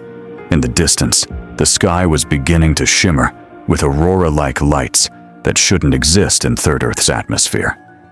And through Cat's layer's advanced sensors, shapes were becoming visible. Vessels, or beings, descending from the stars. The cosmic forces, Ben breathed, the ones the Book of Omens warned about. They're here, Lion-O gripped the Sword of Omens, and it blazed with warning light. How many? 3 distinct signatures, Tigra reported, studying his instruments. Massive power levels. They're not attacking. Yet. They're observing? Analyzing? Wily Kid and Wheelie Cat rushed in, pointing at the sky. Look, one of them is landing! A beam of light descended from the heavens, touching down in the desert several miles from Cat's lair. When it faded, a figure stood there. Humanoid, but clearly not from Third Earth or Ben's dimension. Its form seemed to shift between solid and ethereal, and it radiated power that made even the Omnitrix react with what Ben could only describe as nervousness. Should we investigate? Chitara asked, her speed already making her restless. We have to, Lion-O decided. Whatever these beings are, they're on Third Earth now. We need to know their intentions. I'm coming, Ben said immediately. Something tells me they're here because of me. The journey to the landing site took less than an hour in the Thunder Tank. As they approached, Ben felt the Omnitrix pulsing more strongly, as if recognizing something about these cosmic visitors. The being stood waiting, seemingly patient, despite having traveled across universes. As the ThunderCats disembarked, it spoke, not with sound, but directly into their minds. Ben Tennyson, Lord Lion-O, we are the architects of the cosmic threshold. We have observed your conflict with the demon sorcerer Mumm-Ra. We have witnessed your worthiness. Worthiness for what? Ben asked, stepping forward despite Lion-O's protective stance. Third Earth sits at a nexus, a point where multiple realities intersect. Your arrival, young Omnitrix bearer, has activated this nexus. What was dormant is now awakening. What was separate is now converging. The being gestured, and suddenly the air filled with images. Visions of other universes, other worlds, other heroes and villains. Ben saw glimpses of places he recognized from his own universe, and many he didn't. The walls between dimensions are thinning, the architect continued. Soon, Third Earth will become a crossroads for beings from countless realities. Some will come seeking refuge, others will come seeking conquest. The Omnitrix chose you, and you chose to become a hero. Now you and the ThunderCats must choose again. Will you be guardians of this nexus? Protectors of the threshold? Lion-O and Ben exchanged glances. The weight of what was being offered, or imposed, was staggering. What if we refuse? Tigra asked. Then chaos will reign. Without guardians, the nexus will become a battleground, and Third Earth will be destroyed in the crossfire of interdimensional warfare. Ben felt anger rising. So we don't actually have a choice. Guard the nexus, or watch everything burn. There is always choice, the architect said. And for the first time, something like sympathy entered its telepathic voice. But some choices have heavier consequences than others. We do not command you. We simply reveal what is coming and offer you the knowledge and tools to prepare. The being raised its hand, and both the Omnitrix and the Sword of Omens blazed with new energy. Information flooded into Ben's mind, and Lion-O's simultaneously. Knowledge of the Nexus, of the forces that would soon arrive, of techniques and strategies that would be needed. When the download finished, the architect began to fade. The first incursion will come within 1 lunar cycle. Prepare yourselves, heroes of Third Earth, the Catalyst and the Lord of ThunderCats. Your legend is just beginning. The being vanished, leaving only the aurora lights in the sky as evidence it had ever existed. The ThunderCats stood in stunned silence. Finally, Panthro spoke. So, interdimensional crossroads, multiple realities colliding, potentially infinite threats, and allies showing up on our doorstep. That about sums it up, Ben said, looking at the Omnitrix. The device felt different now, heavier with purpose, but also more determined. I came here by accident, or so I thought. Turns out it was destiny or cosmic manipulation or whatever you want to call it. Does it matter? Chitara asked gently. Whether you arrived by chance or design, you're here now. You've proven yourself a hero, Ben, and we've proven we're stronger together than apart. Lion-O placed a hand on Ben's shoulder. The architect spoke truth. We have a choice. We can face what's coming, or we can hide and hope for the best. But I know which choice ThunderCats make. We fight, Wily Kit said firmly. We protect, Wily Cat added. We stand together, Tigra finished. Panthro nodded. I'll start upgrading our defenses. If beings from multiple universes are coming, we'll need to be ready for anything. Ben looked at each of them. These warriors from a different reality who'd become his friends, his team, his family.